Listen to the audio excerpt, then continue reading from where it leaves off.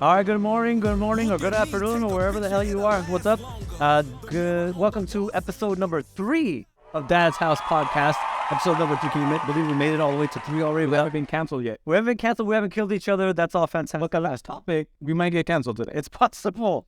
We're going to talk about a few things today. We're going to talk about big changes that came down the pipe from both the VA and FHA, more importantly. Jose's going to give some updates on some real estate stats, and we're going to chop that up a little. I'm going to share data, real numbers, real data report that's out there by NAR. So it's interesting. And I was actually surprised when I went through it, you know? So a lot of it, you were talking about it before we started, and it's very surprising.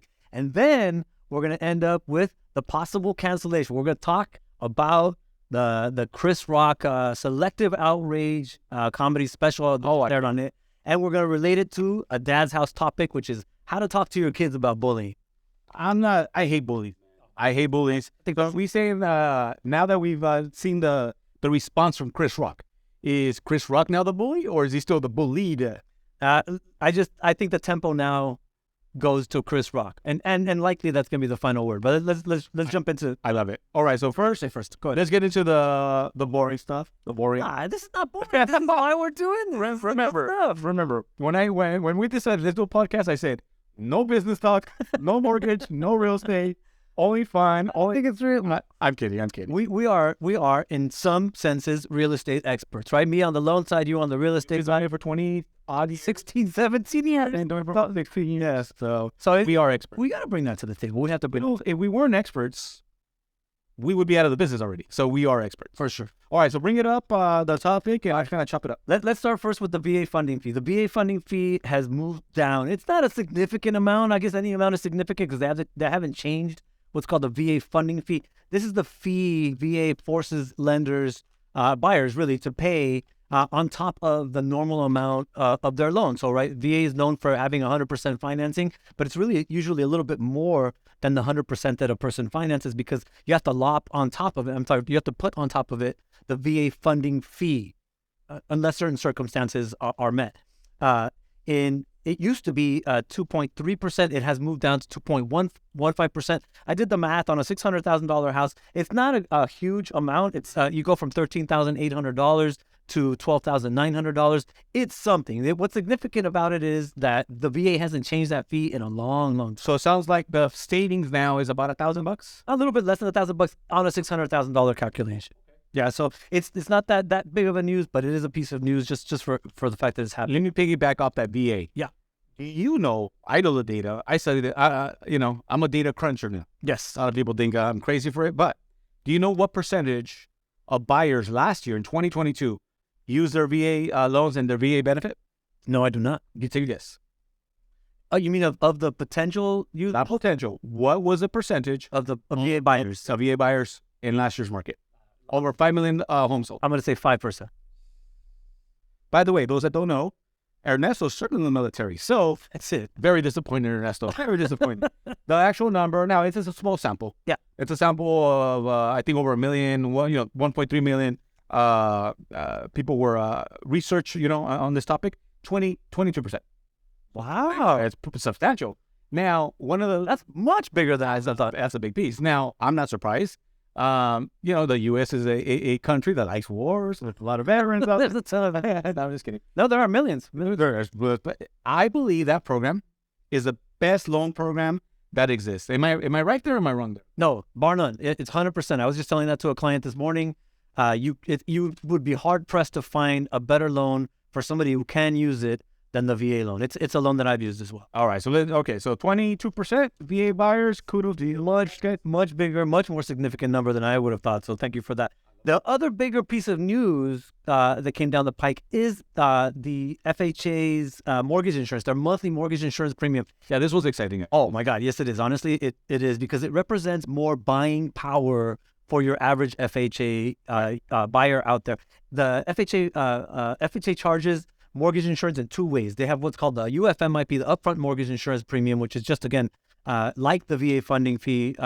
It is an amount that goes on top of the loan normally. But then they also charge on a monthly basis. They charge the monthly mortgage insurance premium. That amount was 0.85% of your loan amount every single year. Right. The FHA's now moved that down from 0.85% to 0.55%. So same calculation as before. We went from a $600,000 house purchase calculation for the same FHA loan, assuming a 3.5% down payment. You're coming down from an annual cost of $4,922 to $3,185.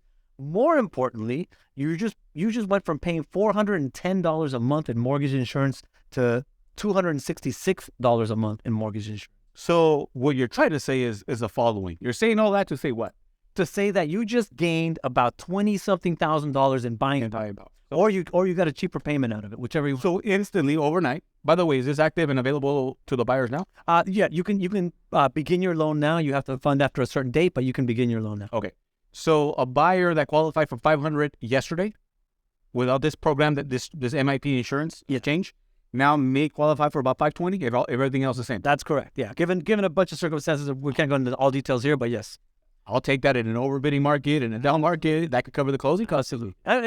Think about it this way. So everybody that's out there just got a pre-approval for 20, well, not everybody, I'm sorry, but certain people are going to have a pre-approval above $20K above what they had it before the announcement. So it's a fantastic piece of news, honestly. All right, so let's play a game here. Let's see if, how well you know your industry. You ready, Mr. Ernesto? Let's go. Okay. For the years from 1972 to 1922, we're talking about, what was that, 40 years, 50 years? Yeah. That's 60 years. What was the average rate in that time frame from 72 to 2022? The average rate, if you keep in mind, in 1980, and my dad bought his house in 1980, his rate was about 17-18%. Yes. So now we're going to average it out from there, and the bottom was like 2% last year, or in 2021. What do you think the average was? Let me throw something on top of that. Do you know what the inflation rate was in 1980? Yes, 18 or 20%. Exactly. So that's a big reason why you see the base rates. Try to stump. You're not gonna stump me when it comes. No. Hey, fantastic. I'm happy that you know. I will tell you that I think, and Jose and I have not spoken about it. I think I've read that we were an average rate from the 70s to now is going to be in the mid 6s. No, close but no cigar. You're not even close. Actually. I'm not. No, I'm being nice. Close but no cigar. Close but not. No. So the average 30-year mortgage for those 50 years. If you take the last 50 years, 7.81. Oh, wow. Quite high. That is quite. Well, you have to remember, like when I bought my first property in 2004, it was back, I mean, and that date and time, everything was 80-20. It was 80-20 loans, right? 2 loans, two-year fixed loans. I was a little bit smart in 2004. I locked a 30-year mortgage. I think I put 5% down, right? That being said, my rate in 2004 was 6%. So obviously there's peaks and valleys, and of course, and the market's changed, but 7.81 is the average for the previous 50 years. All right, let's fast forward. I'm an 80s baby. You're probably a 70s baby. I am. Okay. Hey, I was trying to be funny, but no, I am a 70s baby. Okay, so since 1990 to 2022. Now you're an 80s baby like that. I think you're like 80, 1980, right? Literally. Okay, so literally, look at crazy. Go ahead. By 9 months, I would have been a 70. You beat me by a couple hundred days. Okay, fantastic. Go ahead. Hey. A win is a win. Okay. That's how I take. Go ahead, put that in your win column, ladies, baby. So, from 1990 to 2022, we're talking about 30 years, give or take, right? 32 years. What was the average rate for those 30 years? We're after now 1990. We're after the high interest rates of the 80s. Gotta keep in mind the dot-com bubble. Yeah. That was a recession. In late 90s, but market crash. Had it not been for the market crash of 2008, 9, and 10, and what happened right now with COVID, I would say that the average would be a lot higher. But as it is, I'm going to say average 5.5%. Very close. I'm not surprised. Are you sure? Cigar on the? Do I get a cigar? You're still not getting a cigar? I'm going to keep it in my back pocket. Right now. 5.97. So 6%. So very close. You're closer on the first one. And for the previous 10 years, from 2012 to 2022. The average rate from 2012 to 2022, 3.8. Yeah. Crazy, right? So now let me ask you, a lot of people are on buyers. And now let's get into my side of the business, real estate. Yeah. A lot of buyers are sitting on the sidelines. Hey, Jose, I want to wait. Jose, I'm going to hold off to the 3% rates, 2.5% rates, come back, 3.5% rates. Right.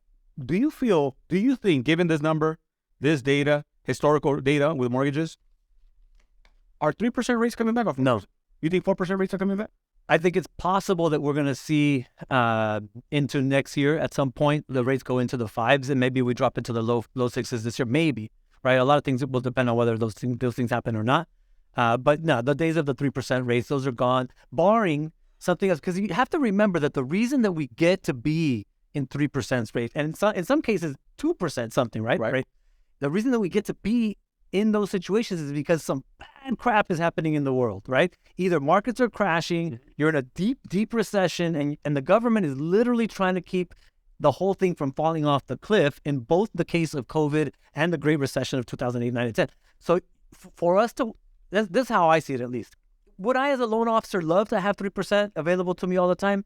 Absolutely, right? Because it's a lot of business. But do I really want that for my neighbors? No. Why? Why don't I? Because it means that a lot of my neighbors are in trouble, and the government's having to step in and bail out, their employers for the most part, or the banks that are holding their loans, or all kinds of other market sectors out there that affect their daily lives. So for us to even consider being back in those rates, some pretty bad shit has to be happening. I actually agree with you. I think if we get anywhere low 5s, 4.75, yeah, I'd be ecstatic. For sure. Do cars on the street. If we're able to get a 4, 4.5, 4.6, I'll take that all day. Yeah. Right?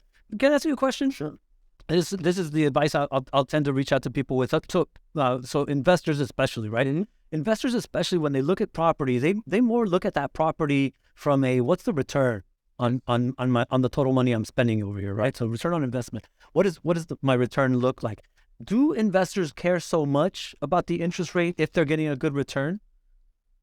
I know they should care, but to what level? No, I mean, it really depends. To me, it's case by case, and I'll let me kind of unpack that. It's case by case, because I look at every particular property, or if it's a flip, that's different. Right there, I do want cash on cash return on my investment, but depending on the area, it might be like in my marketplace, it might be in the San Gabriel Valley where I live, where I travel, where I work. I might be willing to lose some of my quote unquote return to have a listing in this area. But on my rentals, I take into consideration many things. A, when was the last time these rents, are they market value or they're not market value? Yeah. Is there a lot of room on these market value rents? But more importantly, is there benefits like Section 8 housing? LA County here in California has a ridiculous Section 8, benefits, right? So I may consider a property that I probably would never want to buy because it's in the right location, right? You have other priorities, and probably I look at everything. I don't just look at, okay, my investment is $100,000. I want a return of 10%. I bought properties where the return was maybe, 5 or 6%, but the market rents were so low that people wanted to stay and they were willing to work with me. It still made a lot of sense. And guess what? Those are some of the best investments that I still own to this day. Yeah. You get me? So I look at more than just black and white data the day that I'm closing. I'm a long vision type of guy, so I have to analyze and look at, 3-4 years out. Does it make sense for me to hold it for 3-4 years so I could get, but it's case by case. So in answer to my question though, the interest rate is a consideration, but among many other things. Absolutely.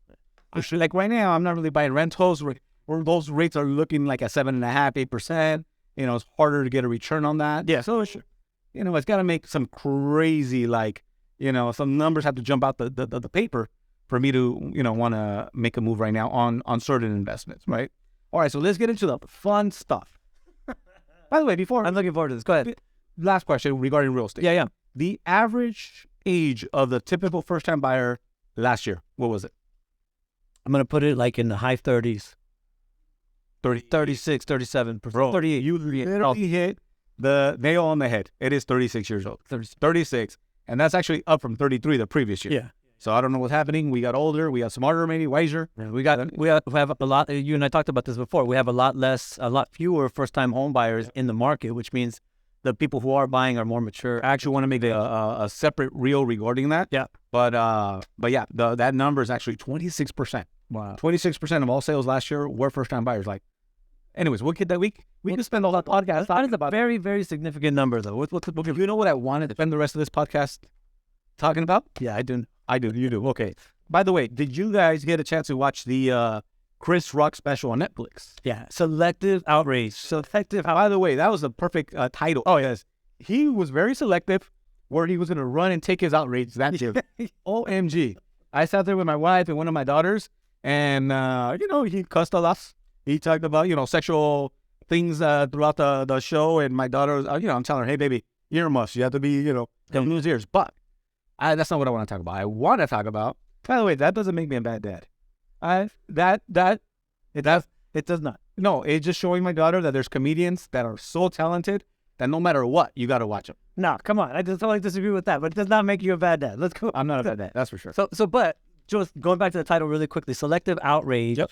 The reason he said that is because he brought it all home. If you watched it, you saw at the end, he brought it all home, and he made the point that in slapping him, Will Smith was selectively being outraged. In other words, he took offense at what was being said by Chris Rock, and he decided to act on his rage, right? Yep. By slapping Chris Rock in front of the literal world selectively. Because had it been all these other people that some of which in a very hilarious way Chris Rock listed at the end of the show, had it been any of those other folks, they might have been big enough to pound on Will Smith, right? So wouldn't have slapped him. Probably not. No. But let's take it back, because it wasn't, it was at the Oscars where he reached out and, basically, unloaded on Chris. And Chris didn't react. He took it on the chin. He did. Very surprisingly, right? And you knew Chris was going to have to come back. No, I actually did not. By the way, this is what I thought when I watched that episode. When Biggie and Tupac were beefing? Yes. Okay, so, Tupac released that Hit 'Em Up song. Like, that song is an all-time favorite. Rap battles, like he third them. That's in the top 2 or 3 of for sure. And you brought up another one. You brought up NWA, No Vaseline, yeah, and Ice Cube. I think Ice Cube's No Vaseline is all time. And top 2. And I don't think many people would argue with you about that. I agree. I think what Chris Rock did was definitely No Vaseline. Hit 'Em Up. Hit 'Em Up. Ether, which is Nas versus Jay-Z battle. Yeah. I mean, it was that good. I think, honestly, it was masterful. A year to make that movie back. 1 year. Bro, did you see the way he was walking the stage? To me, he reminded me of a pissed up lion or tiger roaming that stage from corner to corner, yelling. Well, have you seen Chris Rock specials in the past? That's his thing. He goes back and forth. No, but the significance of this one was that he was pacing. Yeah, he was doing it because he was about to And by the way, I think, anyways, so how do we make this connection with your parents? Because you brought up that I watched it with my daughter. You had a conversation with your daughter. I did. I had a conversation. And now what was about bullying, I think? I explained to my daughter. They didn't see it with my wife and I, but I explained to my daughters what that moment was, and what I thought it represented, right? Which at this point, I'm calling it an intelligent retaliation, right? What I was trying to convey to them was there are moments where you should turn the other cheek. You should be the quote unquote bigger person. And most moments, I'm gonna say most moments are like that. Most moments are like that. This moment for Chris Rock, I'm glad that he did what he did. I'm not glad. This was pointed out to me by a friend, and I 100% agree with him, even though I didn't come to the conclusion on my own. I'm not glad that he involved Jada in his clapback, in his slapback, and his because she's been fairly silent since the incident. I don't think she did anything to provoke it herself. And she did say afterwards, you know what, I didn't ask Will to do that, and I'm not happy that he did do it. So she shouldn't have been left out of his jokes, brother. But he brought her back in. So there I do knock him. But am I 1,000,000% glad that he said what he said, when he said it, how he said it, in the time it took him to say it? 1,000,000%. 1,000,000%. He got rewarded and paid and picked up the bag and went home like a boss. Yeah, like a boss. So there's a saying, the pen is mightier than the sword, right?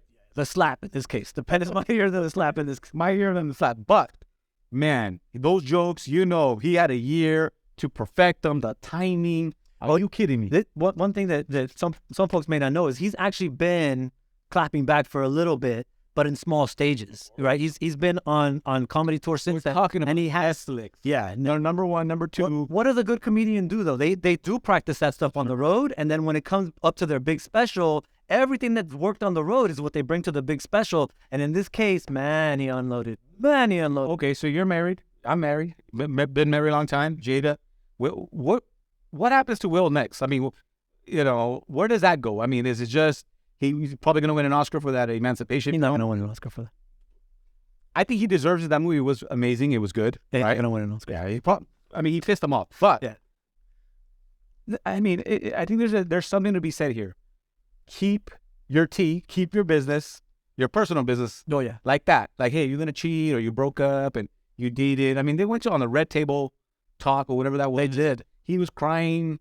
I mean, his eyes were red the whole time. Yeah. Maybe not crying, but he looked uncomfortable. Yeah, for sure. He looked uncomfortable. So, what do you think Chris Rock is gonna do at the Oscars when you're sitting in the front row? And you're up for like Best Actor award. What do you think is gonna happen?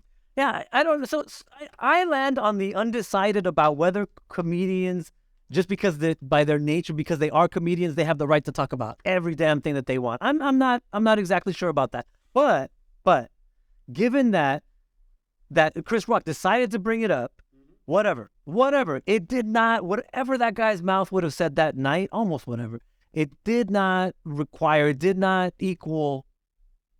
What happened? Will Smith, that was totally 1,000% wrong. If nothing else, he made himself look like a horrible human being. Yeah. And he crumbled this image of himself, which I don't know if you know this, but Will Smith was online every damn day talking about spiritual enlightenment, and we should be good people, and this is how I like to lead, and blah blah blah. So he's already kind of putting himself up there as an enlightened individual. And then he does the least enlightened thing I've almost ever seen a human do in front of my eyes, at least.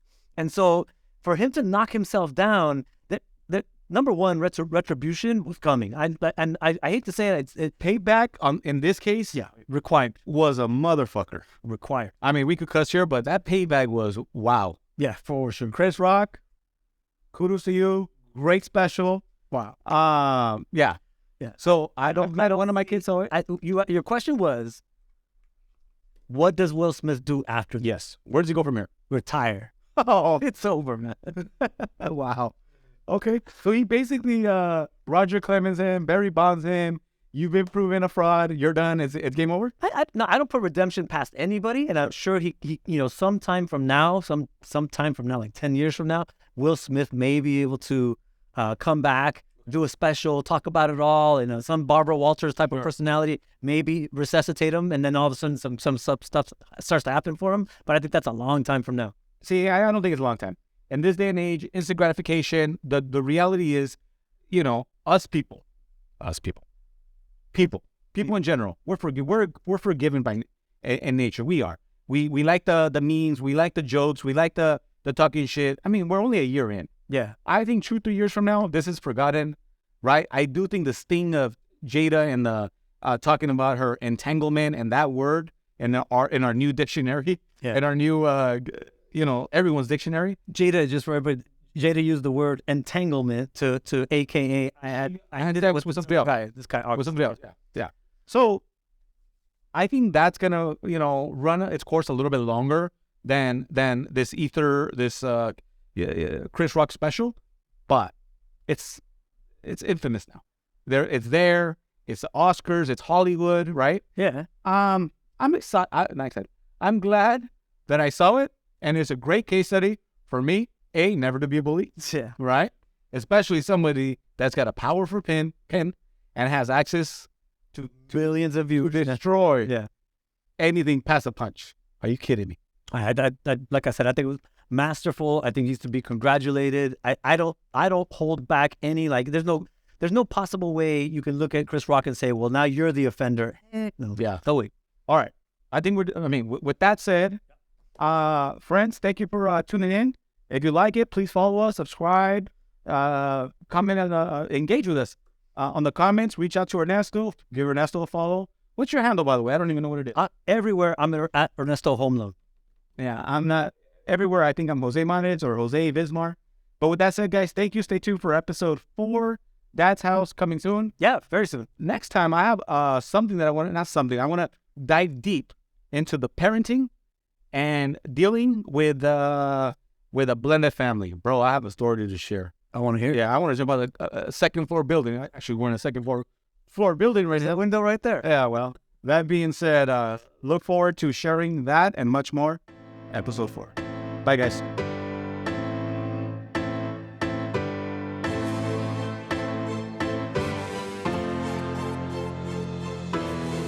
Look at me, take a